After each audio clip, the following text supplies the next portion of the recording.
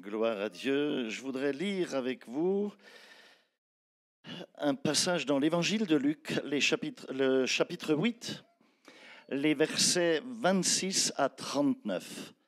Luc 8, 26 à 39. Gloire à Dieu. Peut-être qu'on va l'afficher derrière moi si ce n'est pas déjà fait. Oui, Luc 8, à partir du verset 26e. Ils abordèrent au pays des Géraséniens, qui est vis-à-vis de la Galilée. Lorsque Jésus fut descendu à terre, il vint au-devant de lui un homme de la ville, possédé de plusieurs démons. Depuis longtemps, il ne portait pas de vêtements, il ne demeurait pas dans une maison, mais dans les tombeaux. En voyant Jésus, il poussa un cri, se jeta à ses pieds et dit d'une voix forte, « Qu'y a-t-il entre moi et toi, Jésus, fils du Dieu très haut ? Je t'en supplie, ne me tourmente pas. » Car Jésus commandait à l'esprit impur de sortir de cet homme. Et Jésus lui demanda, « Quel est ton nom ?» Il répondit, « Légion », car plusieurs démons étaient entrés en lui, et il le suppliait de ne pas leur ordonner d'aller dans l'abîme. Or, il y avait là sur la montagne un grand troupeau de pourceaux qui paisait. Et les démons supplièrent Jésus de leur permettre d'entrer dans ces pourceaux. Il le leur permit. Les démons sortirent de l'homme, entrèrent dans les pourceaux, et le troupeau se précipita du haut de la falaise dans le lac et se noya. Ceux qui les faisaient paître, voyant ce qui était arrivé, s'enfuirent et répandirent la nouvelle dans la ville et dans les campagnes. Les gens allèrent voir ce qui s'était passé.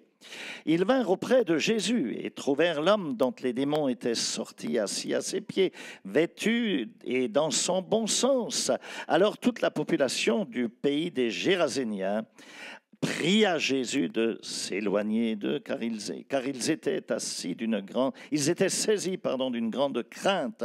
Jésus monta dans la barque pour s'en aller. Et l'homme dont étaient sortis les démons lui demandait la permission de rester avec lui. Mais Jésus leur renvoya en disant, « Retourne dans ta maison et raconte tout ce que Dieu t'a fait. » Et il s'en alla, publiant par toute la ville tout ce que Jésus avait fait pour lui. Jusque-là, la parole de Dieu. Prions un instant, mets une main sur ton cœur. Ferme les yeux et prie avec moi, Père. Merci parce que tu es là.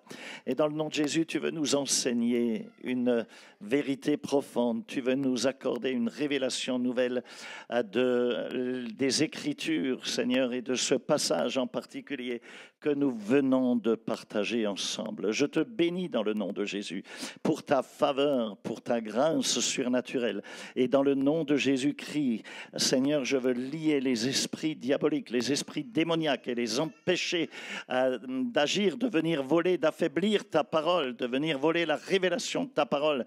Dans le nom de Jésus, je les paralyse, je leur interdis tout champ d'activité. Et Seigneur, je déclare que le sang précieux de Christ Jésus repose sur tes fils et tes filles ici réunis.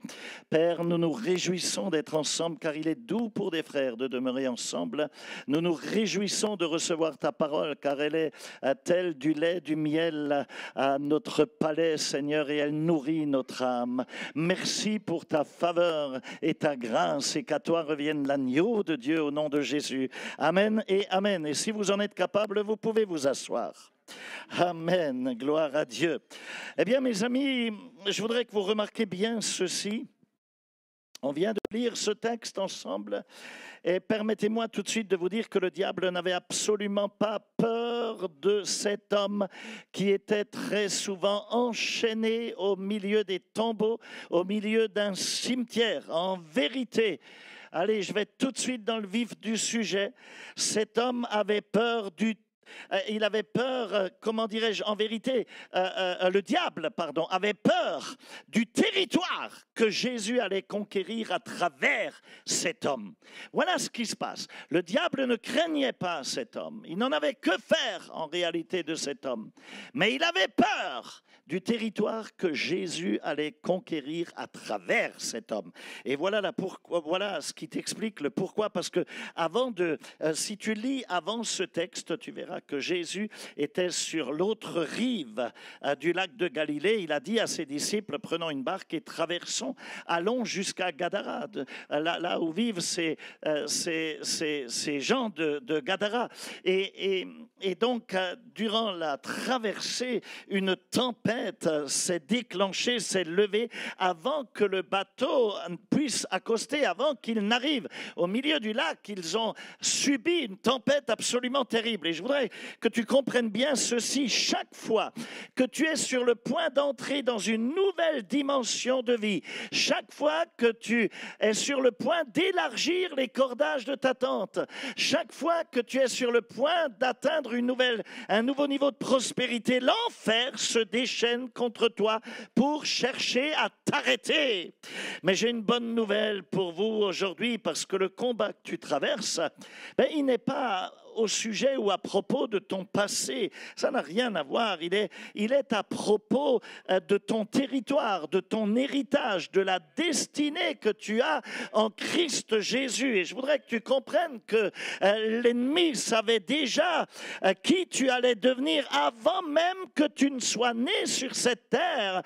Tu sais, la parole de Dieu dit que Dieu te connaissait avant même la fondation du monde. Il avait déjà une destinée pour toi. Tu étais prévu dans son plan. Tu n'es pas un accident.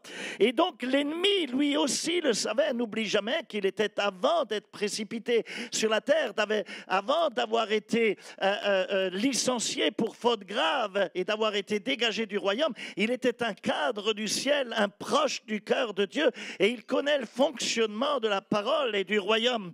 Et donc l'ennemi savait déjà qui tu allais devenir avant même que tu n'arrives, avant même que tu sois né. Et du coup, il a peut-être lancé des attaques excessivement tôt dans ta vie, quelquefois même 20 ans, 30 ans, voire 40 ans, avant que tu n'atteignes ta destinée. Et tout cela avec l'objectif de t'abîmer, avec l'objectif de t'affaiblir avant l'heure, pour que tu ne sois jamais prêt à devenir la personne que Dieu t'a appelé à être. Tu sais, je vais te dire quelque chose, le combat, il commence toujours avant de conquérir un territoire. La tempête avait éclaté alors que le bateau n'avait pas accosté. Ils étaient en plein milieu de la mer de Galilée, du lac de Galilée. Et pourquoi? Parce que le diable cherchait à empêcher cette embarcation d'arriver à destination. Je suis sûr qu'il y a ici ce matin des gens qui sont là et vous avez failli mourir dans votre berceau déjà. Pour certains d'entre vous, vous avez peut-être failli perdre votre vie dans vos toutes premières années de votre vie. Vous étiez peut-être encore qu'un gamin à cette époque-là. D'autres, vous avez peut-être été abusés, rejetés, brisés dès l'enfance, avant même que quiconque ne puisse deviner ce que vous alliez devenir. Et on a abusé de vous à ce moment-là, on vous a déjà abîmé. En vérité, la tempête avait commencé avant même que le bateau de ta vie puisse atteindre le rivage. Et donc l'adversaire a attaqué. La Bible est vraiment, tu sais, j'aime la parole de Dieu parce que c'est un livre qui est tellement fascinant, elle est remplie de personnages absolument incroyables. Tu peux lire depuis le début de la Genèse jusqu'à l'Apocalypse, donc tout l'Ancien Testament, tout le Nouveau Testament. C'est juste fou parce que dans la parole de Dieu, très souvent, les récits sont marqués par des batailles sanglantes, quelquefois par des combats qui sont absolument terribles et acharnés. Et la plupart du temps, tu vois que tous ces hommes qui sont dans le combat, ils se battaient pour qu'une seule chose, à savoir pour le territoire qu'ils voulaient atteindre. Je ne sais pas comment tu veux appeler quel titre tu veux donner à ce message. J'avais envie de l'appeler ton combat ou combat pour ton territoire. Mène le combat pour ton territoire, ou alors le combat pour ton territoire, ou pour ton héritage, ou pour ta destinée, ou appelle-le comme tu veux, c'est peu importe. Mais s'il te plaît, je voudrais mettre quelque chose sur ton cœur aujourd'hui. Ne livre jamais ton territoire, pas un centimètre à l'ennemi. Ne brade rien à l'adversaire. Tu as un territoire. Peut-être tu n'en es même pas conscient. Mais une chose est claire, l'ennemi, lui, il sait où Dieu veut t'emmener. Il connaît ta destinée. Il sait les grandes choses que Dieu a pour toi. Allez, pour résumer le passage qu'on a lu ensemble, donc je vous l'ai dit, on sait que Jésus venait donc de traverser une mer agitée, le lac de Galilée, la mer de Génézareth, et la traversée était houleuse, il y avait des turbulences terribles, il a fait face à une tempête déchaînée. Et maintenant, il arrive dans la région des Gadaréniens qui faisait partie, Gadara, ça faisait partie d'un ensemble de 10 provinces, et Jésus s'est rendu là volontairement. Il a embarqué ses disciples et il a dit, on va aller traverser, on va aller de l'autre côté. Il y est allé volontairement, il y est allé dans un but, dans le but de provoquer du changement, dans le but d'apporter le réveil, dans le but de conquérir ce territoire. Maintenant, pour le royaume, maintenant à peine qu'il avait débarqué sur la rive, et que ses disciples étaient là avec lui, voilà qu'un homme possédé de la tête jusqu'aux pieds par des dizaines de puissances démoniaques, peut-être une centaine de démons, une légion entière. Il était complètement sauvage, tu n'arrivais pas à le tenir, il était comme un chien enragé, il mordait, ils l'ont enchaîné, il pétait les chaînes, il était défiguré, il s'était mutilé de la tête aux pieds, il dormait sur les tombes ou dans les tombeaux, plus personne ne pouvait l'approcher, il était dangereux, ce type-là, il pouvait te tuer, il était tellement rempli de démons. Voilà qu'il arrive, il court et il se jette aux pieds du Seigneur Jésus. Il se jette aux pieds du Seigneur Jésus. Il ne l'agresse pas, il ne le mord pas, il ne le menace pas de mort. Il se jette à ses pieds comme dans une position prosternée. Il se jette à ses pieds pour l'adorer. Pour l'adorer. Mais en même temps, les démons étaient en rage et criaient « Ne me tourmente pas !» Imagine la scène. Les disciples voient un homme en adoration, mais parce qu'il s'est jeté à ses pieds, il n'a pas voulu le mordre, il ne s'est pas débattu comme il le faisait avec tous les autres, qui n'arrivaient plus à le tenir. Il se jette à ses pieds. Et c'est fou, parce que les disciples étaient là et ils se disaient, mais en même temps, il crie alors qu'il est prosterné. Et c'est juste dingue. Voilà que cet homme prosterné, il n'avait pas cherché à agresser le Seigneur. Il s'est jeté à ses pieds pour, quelque part, chercher sa délivrance, pour l'adorer. Clairement, il n'était pas venu pour l'agresser ou pour lui faire du mal. Et donc, immédiatement, puisque dans cette position à terre, à ses pieds, en même temps il crie « Ne me tourmente pas !» Une conversation spirituelle s'est engagée entre le Seigneur Jésus et les démons qui criaient à travers cet homme. L'homme l'avait appelé Fils de Dieu, Fils du Dieu très haut. J'ai souri quand j'ai relu ce passage parce que subitement, j'ai eu la pensée que la plupart des disciples du Seigneur qui étaient avec lui, la plupart des 12 qui étaient avec lui, n'avaient même pas encore compris pleinement qui était Jésus. Et cet homme crie « Ne me tourmente pas, fils du Dieu très haut ». Tu vois, les démons le savaient, les disciples ne le savaient même pas encore. Les esprits ont supplié Jésus, ils ont prié Jésus, comme quoi les démons peuvent même prier, tu vois. Et ils disaient, écoute, en paraphrase, ça voulait dire ceci, si tu nous chasses de cet homme, s'il te plaît, ne nous envoie pas dans l'abîme, c'est ce qu'ils ont dit, c'est-à-dire ne nous envoie pas dans un autre territoire, laisse-nous ici sur ce territoire, on ne veut pas aller ailleurs, on règne sur cette zone, sur ce territoire, et à travers cet homme, on met les gens en panique, ils se protègent avec de la sorcellerie, etc., parce qu'ils ont peur, et on tient ce territoire dans un enfer, on tient ce territoire loin du salut et de la paix, alors ne nous envoie pas ailleurs. Tu sais, je voudrais te faire remarquer quelque chose. Le problème des démons, ce n'était pas de quitter cet homme, de sortir de cet homme. Leur obsession, c'était de ne pas perdre le territoire sur lequel ils régnaient. Est-ce que vous êtes là ?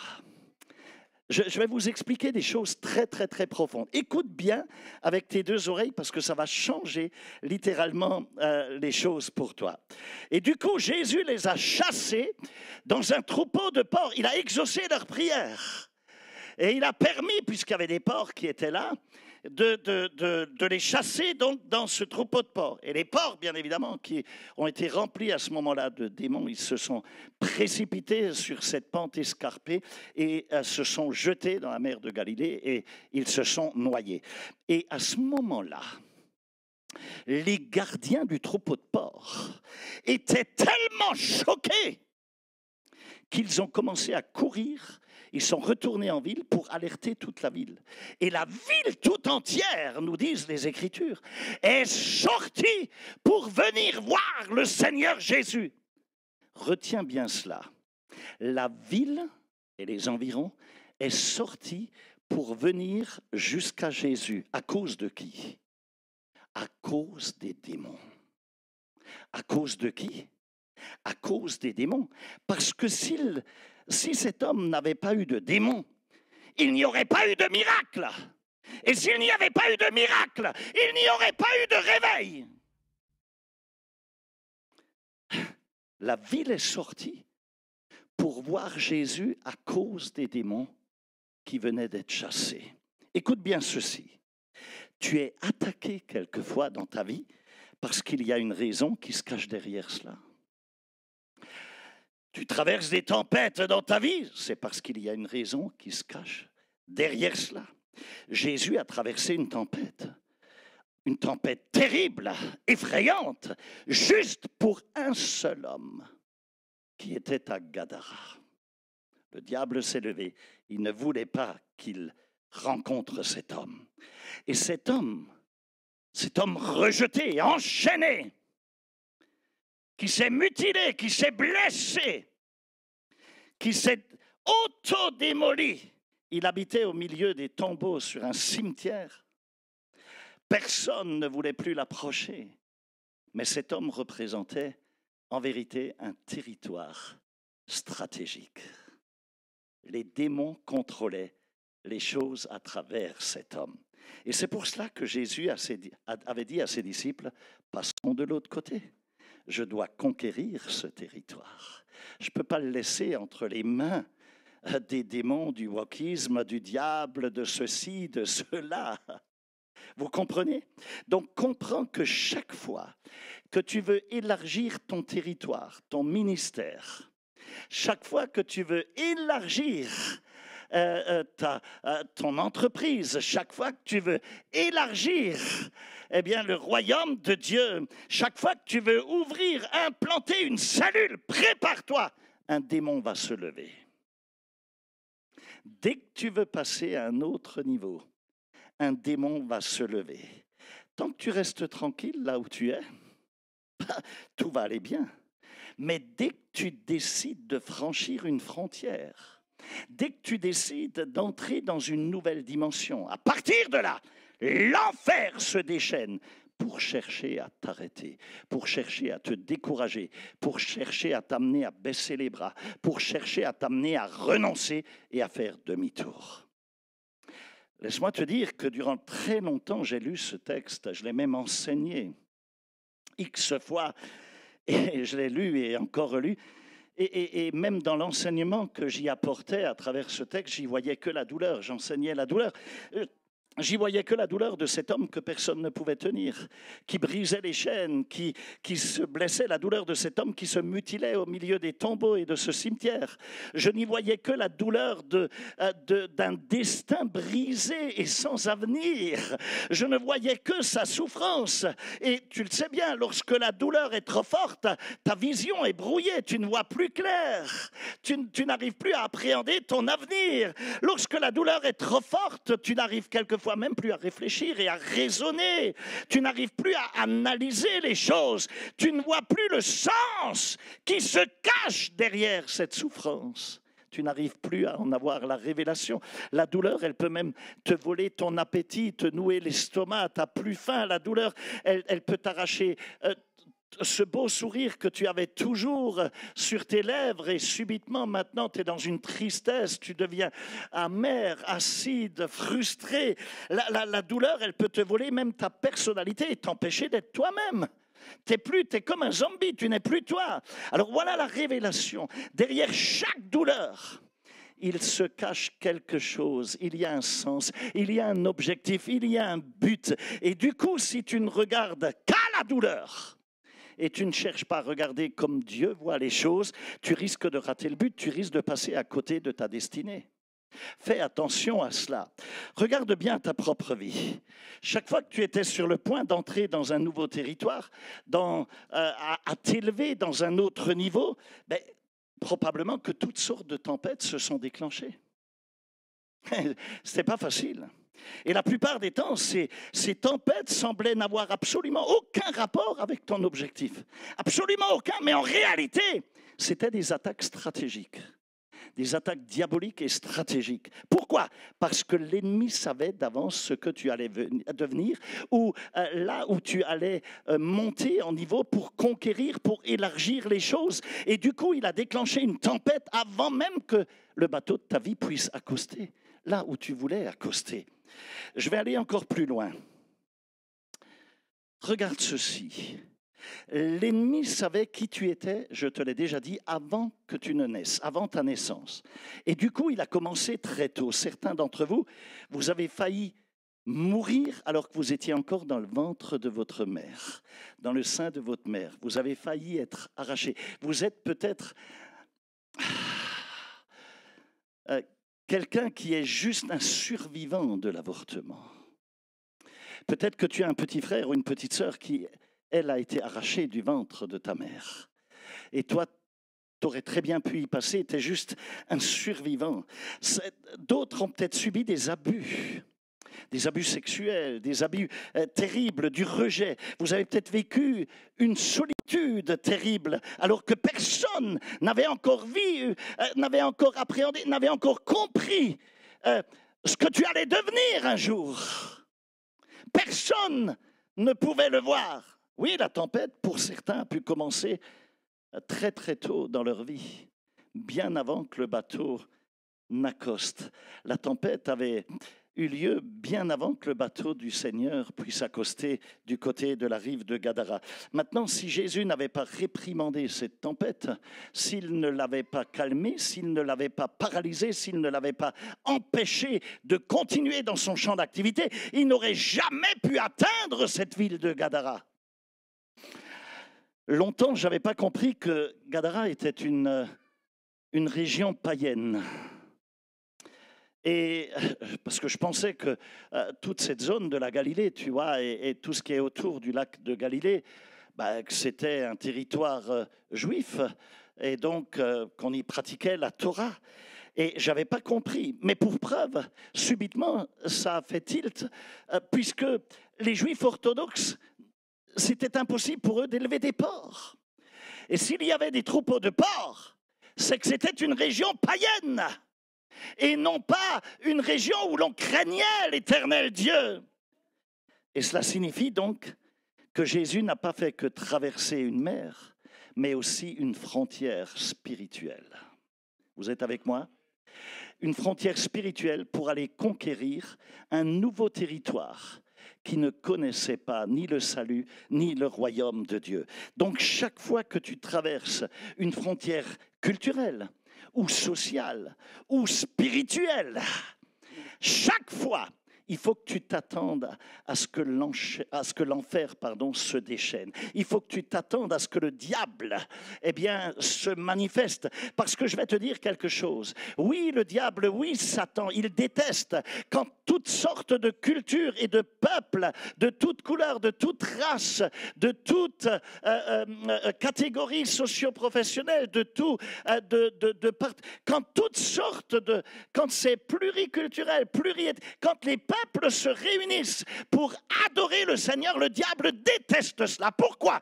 Parce que cela ressemble au ciel, parce que c'est un morceau du ciel, parce que dans le ciel, il y aura des hommes de toutes couleurs, de toute tribu, de toute origine, de toute culture. Et c'est ça qui fait la beauté du ciel. Le ciel n'est pas qu'en noir et blanc, mes amis, il est en codacolore. Oui, il y a de la couleur là-haut. Alléluia. Et le diable a horreur de cela.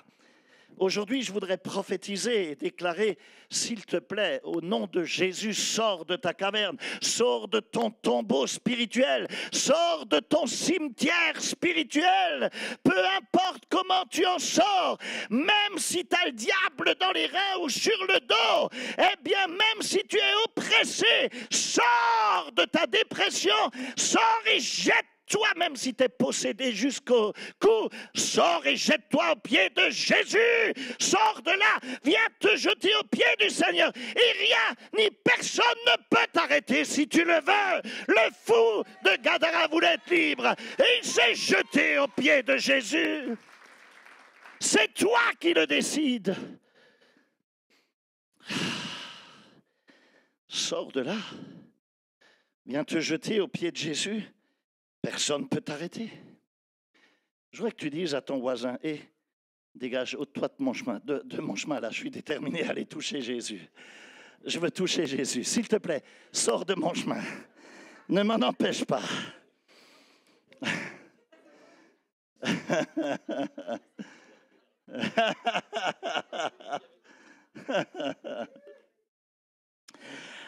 Je voudrais que tu remarques quelque chose. En vérité, les démons n'étaient pas attachés à cet homme. Ils étaient attachés au territoire où se trouvait cet homme. Et ces démons pouvaient agir à travers lui, sur ce territoire. Ils ont supplié Jésus. En paraphrase, ils lui ont dit, en lui disant, ne nous envoie pas ailleurs, pas dans l'abîme. Laisse-nous là, quoi. Ils étaient en train de lui dire, laisse-nous rester dans cette région. Et laisse-moi te dire que le diable... En vérité, tu sais quoi? Il ne se soucie absolument pas de toi personnellement. Il n'en a que faire.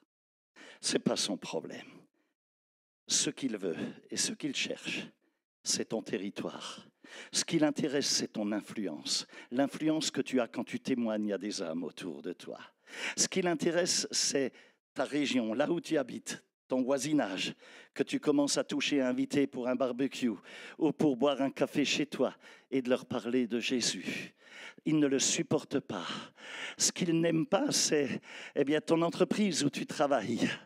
Parce qu'il a peur, il craint que tu contamines des gens avec la puissance de l'évangile qui libère, qui sauve et qui guérit. Mes amis, ce que le diable cherche, c'est pas toi en vérité, mais il cherche à détruire ton appel, ton ministère, ton héritage. Et pour cela, il peut utiliser toi ou quelqu'un d'autre, ou même un animal, ou peu importe. Mais la seule chose qui l'intéresse, c'est le terrain, c'est ton territoire, c'est ton héritage. Il ne supporte absolument pas que les gens qui sont sur ton chemin, que les gens que tu côtoies jour après jour, qui vivent autour de toi, entendent le message du salut en Jésus-Christ. Ils ne supportent pas que tu leur dises ce que Jésus a fait pour toi. Et c'est pour ça, arrête une fois pour toutes de croire que l'attaque est juste contre toi. C'est pas si personnel que ça. Je rencontre tellement souvent des chrétiens. Comment ça va, frère? Oh, c'est dur, je me sens attaqué de toutes parts. Arrête, calme-toi. Calme-toi. Le diable ne s'intéresse pas tant à toi. Tu sais, peut-être que tu as témoigné et puis il n'est pas content. Mais calme-toi un peu. Il ne supporte pas que les gens entendent le message du salut. Ce n'est pas très personnel, mais c'est ton territoire que l'ennemi convoite. Ce sont les gens autour de toi qu'ils ne supportent pas qu'ils soient touchés par le message de l'Évangile. Tu sais ce que le diable cherche à détruire, c'est ton avenir, c'est ton appel, c'est ton ministère, c'est ton impact, c'est ton « tu seras ceci » au nom du Seigneur Jésus. C'est le ministère, c'est ce que tu vas accomplir au nom du Seigneur. L'enjeu, ce n'est pas ton présent là. L'enjeu, c'est ta destinée, c'est ton destin. L'enjeu, c'est l'impact que tu vas laisser sur les multitudes qui vont entendre ta voix, qui vont être au bénéfice de ton ministère. Regarde ce qui vient de se passer à travers l'assassinat d'un homme de Dieu aux États-Unis, un influenceur chrétien. Comment accepter la perte de l'un des meilleurs soldats de Dieu, un gars qui était un fidèle ambassadeur, alors que tant de choses restent encore à accomplir sur le champ de bataille, que les enjeux sont immenses. Comment accepter la disparition d'un pompier du royaume qui était occupé à sauver des vies, à éteindre les flammes de l'enfer, du wokisme, de l'ignorance, de la rébellion contre Dieu? Mes amis, c'est toujours ce même sniper, ce même démon qui utilise certes des snipers différents, mais c'est le même démon sniper qui tire sur un Martin Luther King ou sur un pasteur César Castellanos ou sur un tel influenceur dans le Seigneur. S'il te plaît, mais invoquons le nom du Seigneur. Quelquefois, la balle, elle atteint mortellement la cible. Quelquefois, Dieu ne le permet pas. C'est la souveraineté de Dieu. On ne sait pas le pourquoi. Mais laisse-moi te dire, invoque le nom du Seigneur. Prie, intercède. Demain matin, on t'attend à 6 heures du mat. Connecte-toi sur l'intercession. Intercède pour que la protection divine, à travers le sang de Jésus-Christ, se renforce sur le peuple de Dieu et sur ceux que le Seigneur a placés en responsabilité. Regarde, il est bien question de territoire, puisque dans ce cas très intéressant qu'on vient de voir en tant que témoin, il faut noter qu'il ne s'agit pas d'une guerre de couleurs. Ce n'était pas noir contre blanc ou blanc contre noir. Non, il s'agit d'une guerre de territoire. Il s'agit bien d'une guerre de croyance. Il s'agit bien d'une guerre de valeurs représentées et défendues. Ce n'était pas une opposition de peau, mais une opposition spirituelle. Les valeurs sont mises en cause. Réfléchis un instant, regarde bien. Jésus, s'il n'avait pas cherché à conquérir et amener le réveil sur le territoire de Gadara, le diable n'aurait pas mobilisé une légion entière pour chercher à l'arrêter. Tu sais, le fait est que le diable a déclenché une tempête, peut-être contre toi déjà très très tôt dans ta vie. Et s'il l'a fait, c'est la preuve qu'il a peur, qu'il craint ce que tu vas devenir au nom du Seigneur. Il le craint. En vérité, le diable... Ouais, je vais le dire. En vérité, le diable, il croit plus en toi-même que quelquefois, toi, tu crois en toi. Parce que lui, il sait ce que tu vas devenir. Et toi, tu as même des doutes encore. Mais oui, le diable, souvent, il croit plus en nous-mêmes que nous, on croit en nous. S'il n'avait pas vu ton potentiel, il ne t'aurait pas combattu avec une telle violence. Alors maintenant, comprends ceci. En vérité, tu n'affrontes pas de simples incidents isolés, mais tu fais face à une légion. Et une légion, c'est un corps d'armée qui est organisé. Je voudrais que tu comprennes qu'une légion, ce n'est pas une troupe qui est là, cool, désorganisée, mais qui est dans le chaos, pas du tout. C'est une armée très structurée, certainement au sein de l'armée française, l'armée la plus structurée, c'est la plus disciplinée et elle est stratégiquement alignée. Mes amis, le diable est organisé. Le diable est organisé et du coup, il a mis en place un plan précis, non pas contre ta personne, mais contre ton territoire, le territoire que Dieu veut que tu occupes. Alors, bien sûr que le diable se réjouissait de cet homme. C'est clair, il se disait, je l'ai brisé au point qu'il ne pouvait plus vivre avec personne, que tout le monde avait peur de lui, que ça amenait du trouble dans toute cette région, qu'il vivait au milieu des cimetières, que les gens ne pouvaient même pas aller sur la tombe de leurs défunts, que ça a gêné tout le monde, que ça a amené des troubles. Je l'ai isolé au milieu des tombeaux, je l'ai poussé à se mutiler, à se blesser lui-même jour et nuit. Je l'ai convaincu qu'il n'était qu'un moins que rien, qu'il ne sera jamais rien, qu'il n'arrivera jamais à rien et que jamais personne ne va l'aimer et que jamais il ne pourra être heureux de sa vie. Voilà la stratégie de l'ennemi. T'amener à t'autodétruire, t'amener à te condamner toi-même, t'amener à mutiler, à blesser ton propre avenir à travers tes propres mains.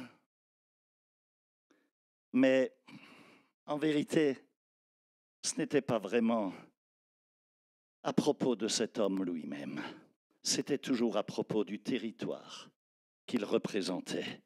Ce que tu affrontes, ce ne sont pas des petites choses quelconques. Tu sais, c'est une stratégie militaire qui marche comme une armée en rang serré, là, qui cherche à te freiner ou à te paralyser ou à t'arrêter, à t'empêcher de conquérir. Et cette stratégie, elle ne vise qu'une seule chose, c'est ton territoire.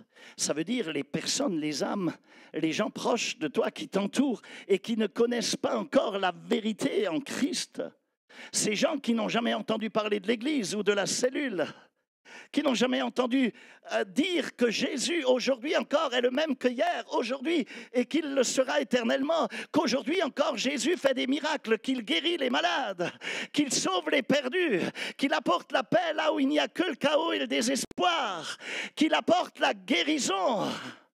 Mes amis, ton héritage, c'est ta famille. Ce sont tes enfants, ce sont les enfants de tes enfants, les enfants de tes enfants, de tes enfants. C'est ton héritage, ce sont aussi tes disciples, ce sont les disciples de tes disciples, les 12, les 144, les 1728, ce sont les générations. C'est ta destinée, ton ministère, le réveil qui peut être engendré à travers ta vie. Et c'est pour cela ce matin que je voudrais prophétiser. Arrête, s'il te plaît, de t'infliger des blessures. Arrête de t'asséner à coups de culpabilité et d'accepter cela. Arrête de croire les mensonges de l'ennemi. Mais relève-toi et sois ce que Dieu t'a appelé à être. Parce que tu n'atteindras jamais ta destinée en restant enfermé au milieu de tombeaux. Tu ne seras jamais ce que Dieu a voulu en continuant à t'autodétruire, à te culpabiliser pour tout et pour rien. Donc il est temps aujourd'hui, c'est important, il est temps que tu sortes de là, que tu sortes de ces lieux de mort où tu parles la mort sur toi. C'est fou ce que les gens parlent la mort sur eux-mêmes. C'est fou comme ils se condamnent eux-mêmes. Je n'y arriverai pas, je ceci, je cela. Mais arrête, sors de ta caverne, sors de ta prison intérieure. Allez, dis-le avec moi, je sors de ma caverne. Dis-le avec moi, je sors de mes tombeaux. Je sors, même si j'ai le diable sur le dos, je vais sortir. Je sors, même si je dois y aller en boitant. Je vais toucher Jésus, même si je dois y aller dans les larmes. Je sors, même si je dois y aller dans la douleur. Mais je vais me jeter aux pieds du Seigneur Jésus. Et dis à nouveau à ton voisin, enlève-toi de mon chemin parce que je vais toucher le Seigneur. Je vais rejoindre le Seigneur. Laisse-moi te dire ceci. Satan n'a jamais été dérangé à ce que tu viennes à l'église. Si tu viens et que tu te tiens avec un cou raide, bien droit,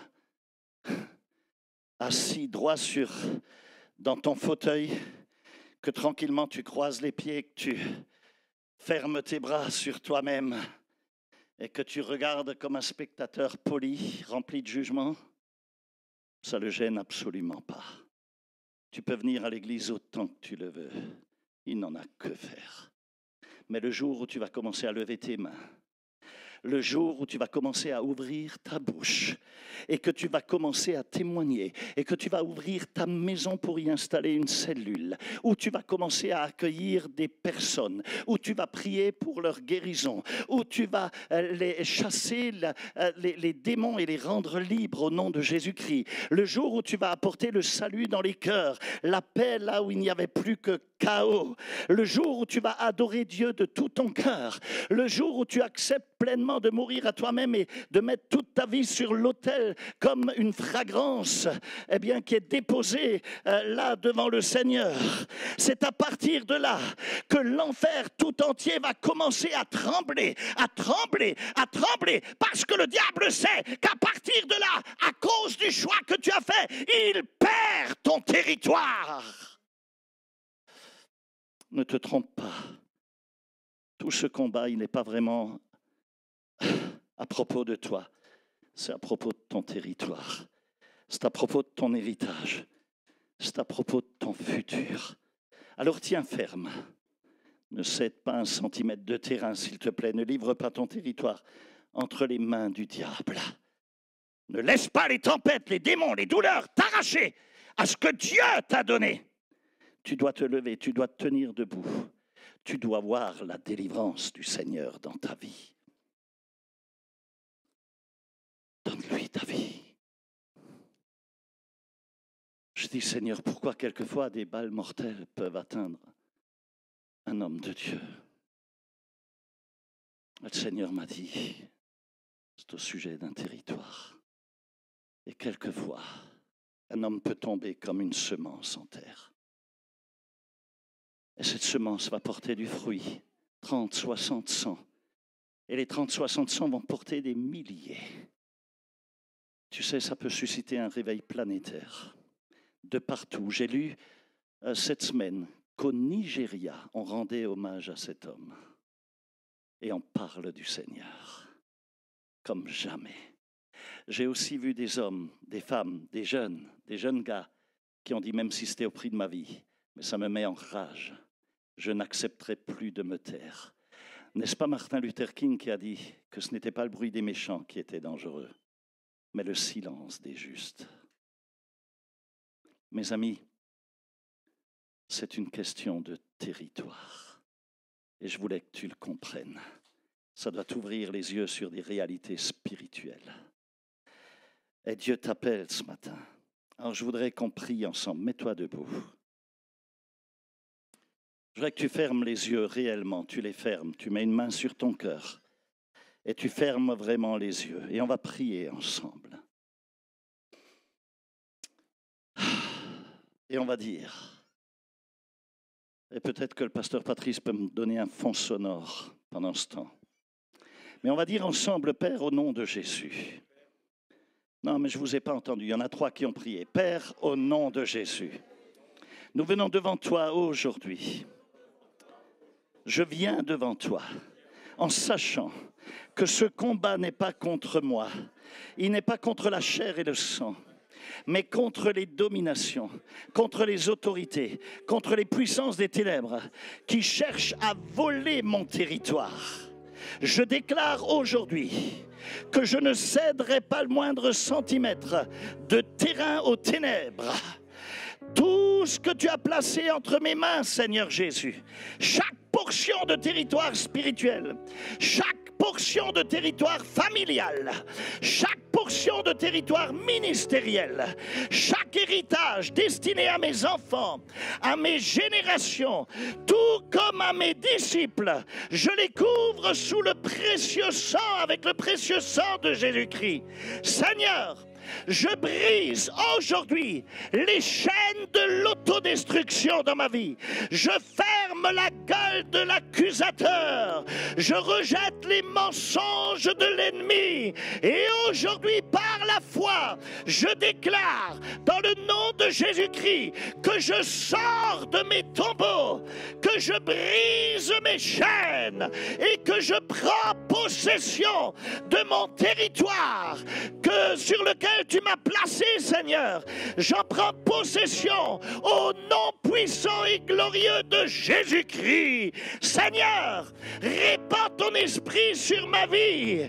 Remplis les vallées sèches de ma vie avec ton eau vive. Fais jaillir, Seigneur, des fleuves dans mes déserts. Libère à travers ma vie les captifs. Restaure en m'utilisant les cœurs brisés. Seigneur, donne-moi de rendre en ton nom la liberté aux opprimés. Et je crois, Seigneur, que ma vie, je crois que ma maison, que mon ministère, que mes générations seront des territoires totalement consacrés pour ton royaume, pour ton règne, Seigneur. Je te prie au nom de Jésus-Christ et je reprends tout ce qui est à moi. Dis-le, je reprends tout ce qui est à moi et je me lève et je vais marcher dans ma destinée au nom de Jésus-Christ. Amen, amen et amen.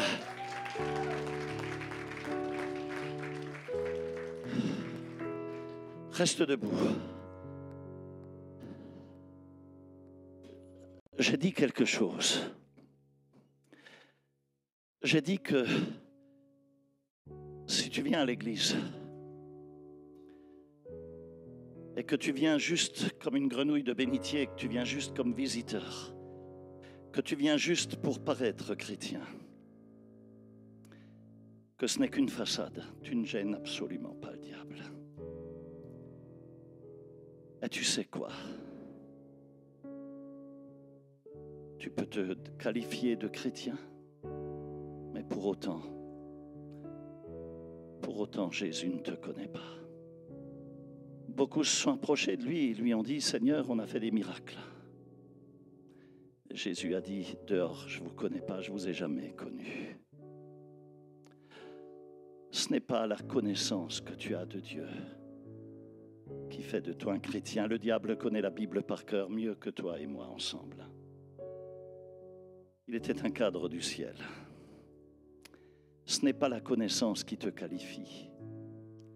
Ce n'est pas non plus les miracles qui qualifient qui est Dieu. Ce n'est pas parce qu'il y a des miracles que Dieu est là forcément. Le diable aussi fait des miracles. Ce qui qualifie réellement le fait que tu sois un authentique enfant de Dieu, c'est que tu aimes Dieu de tout ton cœur, de toute ta pensée, de toute ta force, de toute ton intelligence, et que tu aimes les prochains, tes prochains comme toi-même. Jésus a dit, voilà à quoi vous les reconnaîtrez. Vous les reconnaîtrez à l'amour qu'ils ont les uns pour les autres et au fait qu'ils fuient l'iniquité. Je n'ai pas le temps de l'approfondir, je vous en parlerai une autre fois. Mais permets-moi de te dire ceci. Ton prochain, aime ton prochain. Ton prochain, c'est celui que tu n'aimes peut-être pas ou que tu ne voudrais pas rencontrer. C'est peut-être celui qui, à ton goût, n'a peut-être pas la bonne couleur ou pas la bonne taille ou qui n'est pas de ton milieu et que tu méprises, qui n'a peut-être pas les mêmes pensées que toi, qui peut-être a des penchants politiques différents des tiens, qui peut-être s'exprime ou s'habille différemment de toi. C'est ton prochain. Et Jésus a dit, tu dois l'aimer.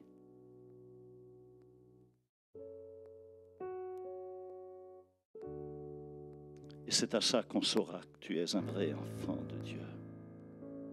Et aussi si tu fuis l'iniquité.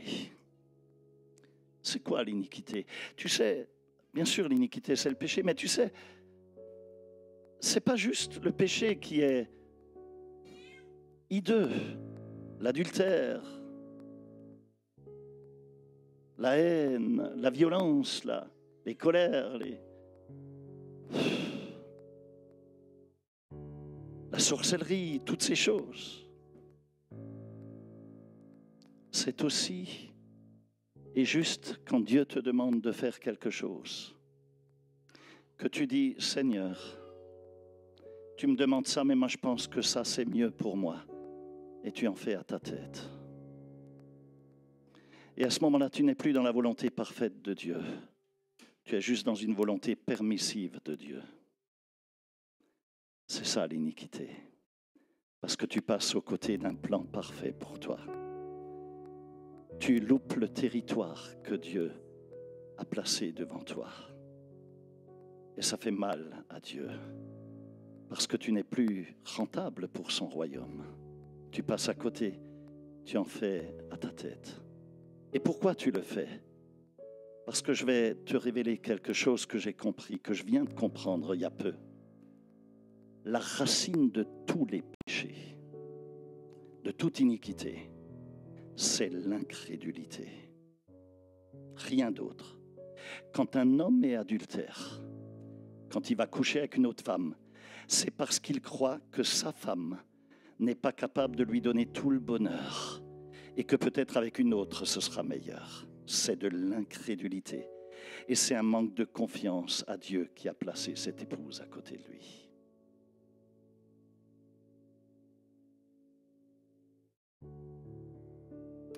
Lorsque Dieu te dit fais ceci ou va ici et que tu fais autre chose, c'est parce que tu ne lui fais pas totalement confiance et que tu n'es pas mort à toi-même.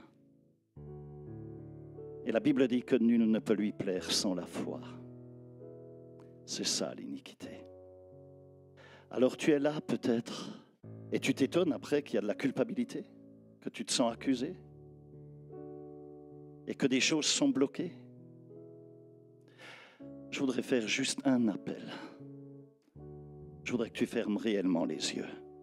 Et je m'adresse aux pasteurs, aux leaders, à tout le monde. Peu importe qui que tu sois. Tu peux connaître Jésus depuis 50 ans, j'en ai que faire. Ce n'est pas ta connaissance qui est important. C'est important de la connaissance, faute de connaissance, mon peuple périt. Mais la connaissance seule ne vaut rien, c'est l'esprit qui vivifie la parole. Et là où je veux t'amener, c'est sur le terrain d'être sensible à l'esprit de Dieu, pour que tu sois capable de fuir l'iniquité. Alors ferme les yeux, s'il te plaît, de grâce. Joue le jeu. Je vais compter jusqu'à 3. Et si tu sais que Dieu te parle aujourd'hui et que tu as besoin peut-être de revenir pleinement à lui et de faire un point dans ta vie pour ne pas passer aux côtés du territoire qu'il t'a confié, alors tu vas lever ta main parce que je veux prier pour toi. 1, 2, 3. C'est maintenant que tu dois lever ta main. Beaucoup de mains sont levées. Beaucoup de mains sont levées. Je vous félicite pour votre honnêteté. Réellement, je vous félicite pour votre honnêteté. On va faire quelque chose. Tu vas sortir de ton rang et tu vas venir ici. Presque toute la salle va être devant. C'est pas grave. Allez, on va se répartir. On va se répartir. Parce que je ne veux pas que tu passes aux côtés d'un territoire que Dieu... Tu sais, ton territoire, c'est peut-être ton mariage à venir. Ça peut être ça aussi. Et je ne veux pas que tu sois dans l'iniquité et que tu te trompes de personne. Parce que ton territoire, lorsque tu te maries, tu vas lever un sacerdoce comme un seul. Et tu vas conquérir un territoire. Tu vas gagner des âmes.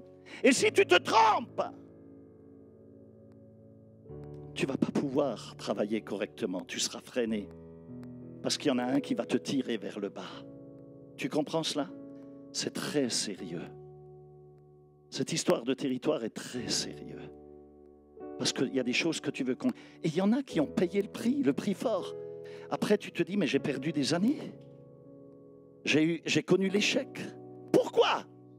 Parce que j'ai peut-être pas suffisamment écouté la voix de Dieu. Et quelquefois, on n'écoute pas la voix de Dieu. C'est pour ça que la Bible dit que ce soit toujours sur la déclaration de 2 ou 3 témoins. Dans la parole de Dieu, des passages, mais aussi des témoins que sont des hommes de Dieu, un leader, un pasteur ou des pasteurs. Et quelquefois, on te parle et tu veux quand même pas entendre et tu en fais quand même à ta tête. Et ensuite, tu as les yeux pour pleurer. Quelques années plus tard. Aujourd'hui est jour de grâce. Si tu le peux, mets-toi à genoux, s'il te plaît. Je veux prier pour toi.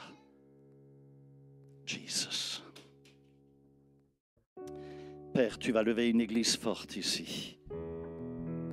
Tu vas apporter une bénédiction spéciale sur ces vies aujourd'hui. Quelque chose commence à se passer ici. Quelque chose est en train de se passer. Tu sais, quand l'Esprit de Dieu te convainc comme ça, c'est le début d'un réveil. Et c'est que Dieu va commencer à pouvoir t'utiliser sérieusement. Très sérieusement. Père, merci pour ta faveur. Merci pour ta grâce. Je veux libérer. Je voudrais que tu fasses quelque chose. Demande pardon au Seigneur. Tu sais, quelquefois, le péché ou l'iniquité, ce n'est pas quelque chose de grossier. C'est juste ne pas faire la volonté de Dieu. Quelquefois, c'est très subtil. On est juste sur une corde raide. Très subtil. On est juste au bord des choses. Et je voudrais que tu demandes pardon au Seigneur. Que tu lui dises, pardonne-moi, Père, dans le nom de Jésus. Aide-moi à entrer dans tes plans. Je ne veux pas, Seigneur, gâcher des années de ma vie, mais je veux conquérir ce territoire. Je veux pleinement le conquérir dans le nom de Jésus. Et je veux, Seigneur, entrer dans ce territoire. Et à partir d'aujourd'hui, je ne me tairai plus. Peut-être que dès dimanche prochain, tu emmèneras quelqu'un ici. Et tu verras que c'est beaucoup plus facile que tu ne le penses. Tu auras invité quelqu'un, tu auras bu un café avec quelqu'un, tu auras témoigné avec quelqu'un. Et tu sauras que tu ne baisseras pas les bras, même si l'enfer cherche à se lever à travers une tempête. Tu dis, oh gloire à Dieu, je suis en train de gagner un Gadarénien. Je suis en train de conquérir un territoire. Et diable, au nom de Jésus, tempête, je te paralyse dans le nom de Jésus-Christ. Et je viens contre toi avec le sang de Jésus. La Bible dit que ce sont les violents qui s'emparent du royaume de Dieu. Ce sont les violents qui conquièrent le royaume. Violents contre qui? Contre les ténèbres. C'est ce que Jésus a fait. Seigneur, pose ta main sur tes fils, sur tes filles. Que le souffle de l'Esprit de Dieu soit déversé. Seigneur, saisis-toi, s'il te plaît, aujourd'hui, de ces vies, de ces cœurs, de ces âmes. Et Père, accorde-leur de comprendre, d'avoir une pleine révélation de la profondeur de ce texte qui leur donne de surfer sur une nouvelle vague de bénédiction où ils vont conquérir le territoire que tu leur as donné. Père, rien ne résistera. Gadara est devenue une zone de réveil. Écoute ce qui s'est passé. Toute la ville est venue voir Jésus. Et ils ont trouvé Jésus en train de parler avec celui qui était considéré comme un fou, comme un homme sauvage qui mordait comme un animal. Il était comme un animal blessé, très dangereux. Mais maintenant, on lui a donné des habits. Il y a des gens qui ont eu de la compassion. Et il était propre. Il est peut-être allé se laver entre-temps, au bord du rivage. Il était habillé. Il avait retrouvé tous ses sens. Et il a dit, Jésus, emmène-moi. Je veux être ton disciple, je veux rester avec toi.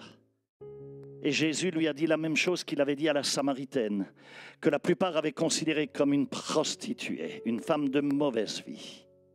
Il avait libéré la Samaritaine. Et tout comme il a libéré cet homme, il lui a dit non, va et raconte ce que Dieu a fait pour toi. Qu'est-ce qu'il en a fait? À l'instant même, il en a fait un évangéliste. Et toute la ville a été conquérie. Toute la ville est venue voir Jésus. Et toute la ville ensuite a écouté cet homme. Et toute la ville a été touchée. Est-ce que ton quartier, est-ce que ton entreprise, où tu travailles, ton terrain, ton territoire, va être touché de la sorte? Est-ce que tu vas ne plus te taire, mais témoigner? Est-ce que tu vas parler? Est-ce que les gens sauront que tu appartiens à Christ Jésus, que tu es sa propriété privée? Père, merci, parce que tu es là. Et ce dépôt d'onction, je le scelle en cet instant, dans ces cœurs et dans ces vies, au nom de Jésus-Christ. Père, qu'à toi revienne la louange et la gloire. Merci parce que tu vois leurs mains lorsqu'ils poseront les mains sur des malades. Les malades guériront. Lorsqu'ils parleront en ton nom, les démons seront obligés de se taire et même de quitter. Seigneur, lorsqu'ils prieront, ton bras se mettra en action. Merci pour ta faveur. Merci pour ta puissance. Merci pour la bénédiction. Et qu'à toi revienne la gloire et la louange. Au nom de Jésus. Tu peux te mettre debout et on va finir sur un chant d'adoration. Alléluia. Gloire à Dieu. Je veux que tu l'adores comme un dingue. Je veux que tu l'adores, mais de manière folle. Montre-lui que tu es amoureux de lui, que tu l'aimes de tout ton cœur. Et tu vas aimer ton prochain comme toi-même. Que le Seigneur vous bénisse, mes amis. On vous donne rendez-vous chaque matin à 6 heures. Connectez-vous et on vous donne rendez-vous dimanche prochain. Ça va être explosif ici. Je me réjouis d'avance de ce qui va se passer dimanche. Le Seigneur vous aime et je vous aime. Allez, come on, vous pouvez même rester là et louer le Seigneur avec nous. Allez. Dans la faiblesse, l'angoisse, la douleur, en toi je suis fort, ton amour me rend fort. Je t'invoquerai, tu me répondras, même de la mort tu me relèveras.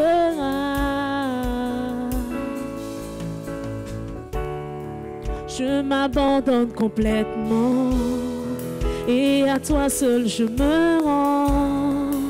Aie compassion de moi.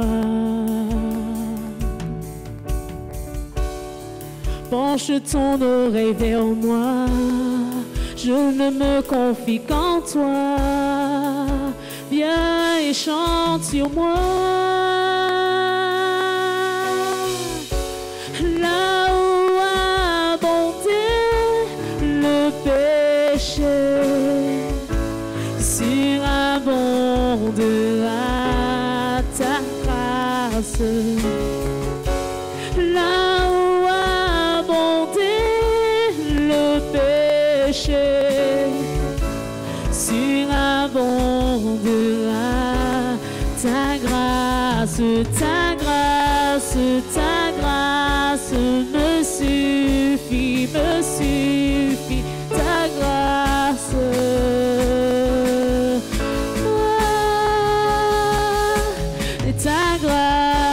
Ta grâce me suffit, ta grâce.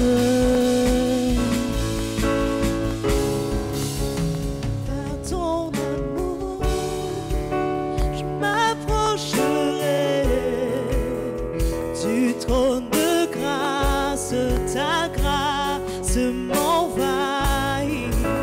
Je décide, Seigneur,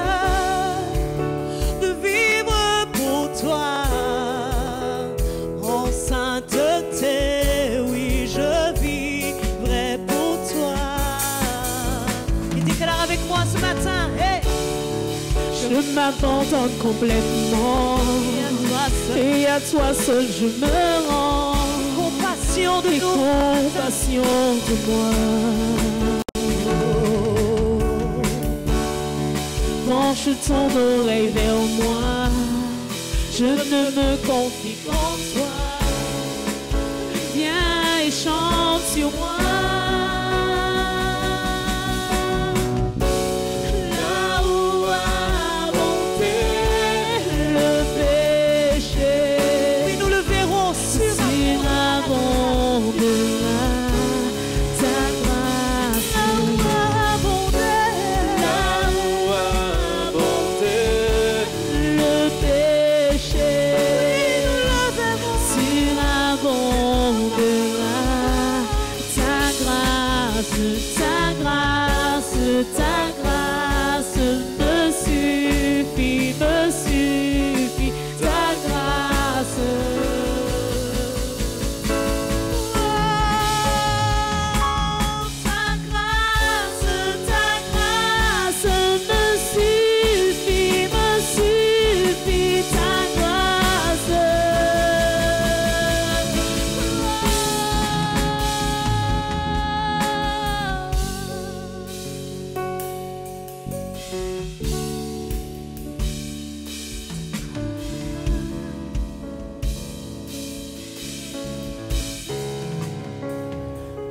L'obscurité, ta lumière resplendira, la lumière de Jésus, la lumière de Jésus. Dans l'obscurité, ta lumière resplendira, la lumière de Jésus, la lumière de Jésus. Oui, dans l'obscurité, ta lumière resplendira, la lumière de Jésus, la lumière de Jésus. Oui, dans l'obscurité, ta lumière resplendira, la lumière de Jésus, la lumière de Jésus.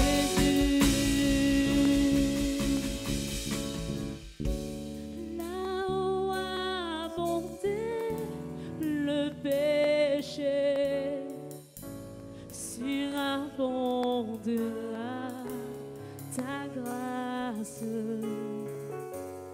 là où abondait le péché, surabondera ta grâce. Alléluia. Et nous déclarons que la grâce va surabonder sur vous cette semaine. Soyez bénis et bon dimanche.